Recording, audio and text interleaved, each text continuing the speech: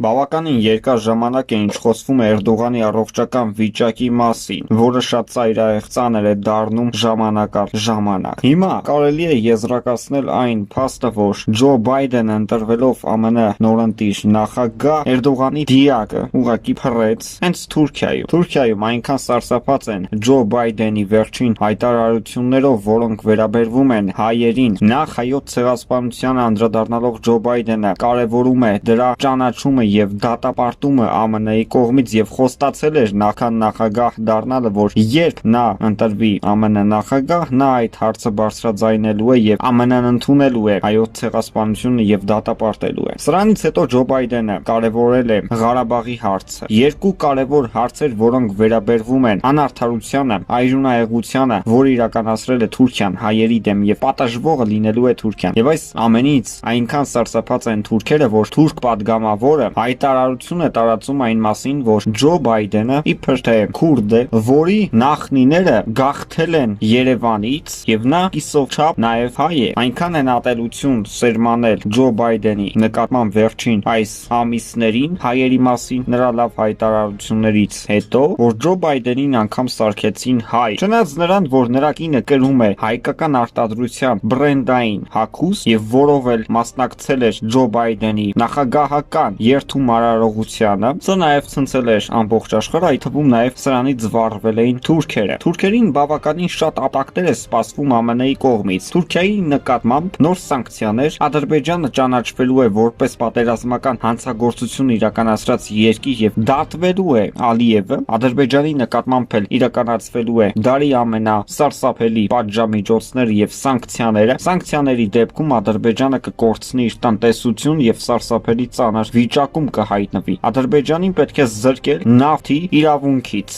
Դրա համար աշխարհը չպետք է Ադրբեջանից գնի նավթ, այդ թվում նաեւ Եվրոպա։ ԱՄՆ նախագահի հայտարարությունները չեն դասվում նախկին նախագահների հայտարարությունների շարքին, քանի որ նախկիններն էլ են հայերին խոստումներ տվել։ Վերջերս Թրամփը քարոզարշավի ժամանակ, երբ դեռ նախագահ էր, հանդիպում ունեցավ հայերի հետ կամ մեքենայից տեսավ հայերին, որոնք պահանջում էին Թրամփից միջամտել Ադրբեջանի այս ագրեսիային եւ կանխել այն։ Ղարաբաղյան պատերազմը պետք է Թրամփի ուշադրության առջև պահեին, եղավ այնպիսի բան, որ շշմեցրել էր բոլորի։ Թրամփը հիմարություն դուրս տվեց ամբիոնից, երբ նրան ասում էին կանգնեցրու Ղարաբաղում պատերազմը, Թրամփը ասում էր ձեր դրոշները գեղեցիկ են։ Հիմարություն եւ նման ղեկավարը չէր կարող նաեւ ընտրվել ԱՄՆ-ի հայերի կողմից։ Դրա համար Ջո Բայդենը մեծ թվով ձայների քանակ ստացավ հայերից։ Թրամփը չէր, որ ասում էր ցեղասպանություն կճանաչեմ կամ Ղարաբաղը կանկախացնեմ, այլ Ջո Բայդենն էր եւ նա էլ ստացավ նախագահի պաշտոնը։ Հիմա էլ շարունակվում է նրա հայամետ հայտարարությունները, մասնավորապես նրա կառավարությունը աշխատում է հայերի հետ։ Ջո Բայդենի անձնակազմում ներգրաված են հայեր, որոնք զբաղեցնում են բավականին բարձր պաշտոններ եւ այս հիմքերով էլ Թուրքիան կրկին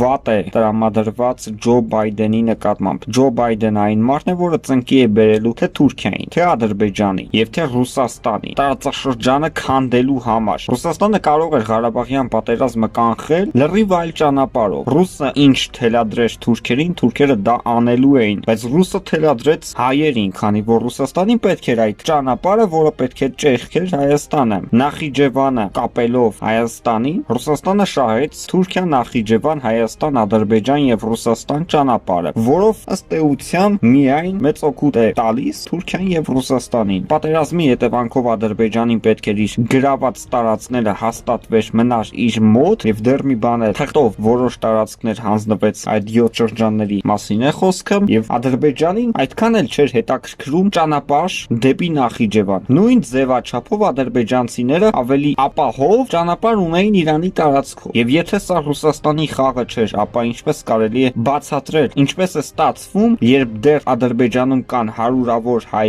գերիներ, քննարկվում ու հաստատվում է Հայաստանի տարածքով Նախիջևանի մուտքը Ադրբեջանին եւ Ադրբեջանի տարածքով հայերի մուտքը դեպի Ռուսաստան։ Որևէ անվտանգային գոտի չկա, անվտանգության հաստատում չկա եւ երաշխիք էլ չի կարող լինել, երբ այնտեղ կան հայ գերիներ, երբ այնտեղ Ադրբեջանի նախագահը ամեն վարքյան թշնամանք ու ատելություն է տածում հայերի հանդեպ։ Բայց քիչ մնաց։ Հույս ունենք, որ Աստված կլինի հայերի կողքին եւ ինչ որ մեկը կգտնի հայտնվի այս պահի դրությամբ Ջո Բայդենը օրինակ, եւ այս ստորագրված փաստաթուղթը չեղյալ կհամարվի եւ կբերվեն նոր կարգավորումներ Ղարաբաղի հարցում։ Լավրովը ադրբեջանցի լրագրողին եւ Ադրբեջանի նախագահին ծալեց եւ նետեց աղբար կղը։ Նա զրույց էր ունենում լրագրողների հետ, երբ նրան հարց տվեց մի ադրբեջանցի լրագրող, խոսելով Ղարաբաղի մասին եւ հարց էր բարձրացնում, թե ինչպես է ստացվում, որ հայ պաշտոնյաները կարողանում են առանց Ադրբեջանի թույլտվությամբ մեկնել Լեռնային Ղարաբաղ եւ դա պետք է կարգավորվի եւ ստացվի այնպես, որ հայ պաշտոնյաները թույլտվություն ստանան Ադրբեջանից Լեռնային Ղարաբաղ մեկնելու համար։ Լավրովը ասաց, որ ստորագրված փաստաթղթում եւ առհասարակ երբեք չի եղել Ղարաբաղի եւ Հայաստանի կապի անջատումը։ Ասաց, որ Ղարաբաղ հայերի մուտքը կա եւ մնալու է ազատ եւ բարձրացրած այս հարցը անտեղի եւ անիմաստ է համարում։ Այնինչ ասել էր ադրբեջանցի լրագրողը, պարբերաբար կրկնում էր վերջին շրջանում Ադրբեջանի նախագահը։ Հետևաբար Լավրովի պատասխանը ուղիղ պատասխան էր նաեւ Ալիևին։ Ստացվում է մի բան, որ Ադրբեջանը հիմա էլ պայքարում է նրա համար, որ Ղարաբաղը կտրվի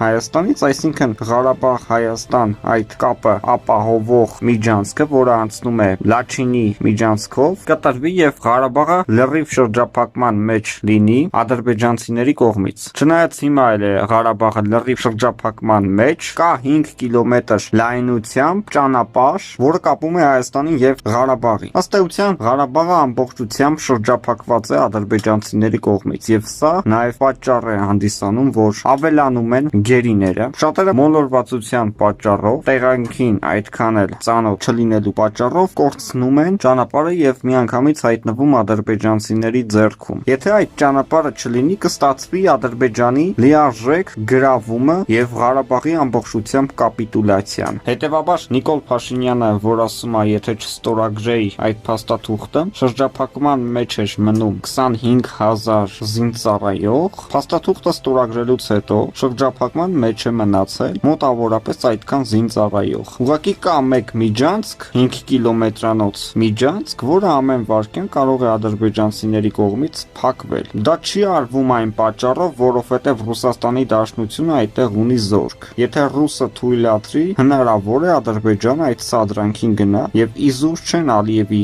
վերջին օրերին ագրեսիոն հայտարարություններ ընդդեմ հայ ազգի եւ առավել թշնամական ու ցեղասպան խոսքերով Ադրբեջանի նախագահը խրախուսում է իր ժողովրդին պատժել հայերին այն դեպքում, երբ պատրաստվում է ընդունել հայ վարորդներին իր տարածքում հայտնի ծրագրի շրջանակներում, որ Ադրբեջանի տարածքով անցնելու է հայկական գնացքը եւ հայկական բեռնատարերը։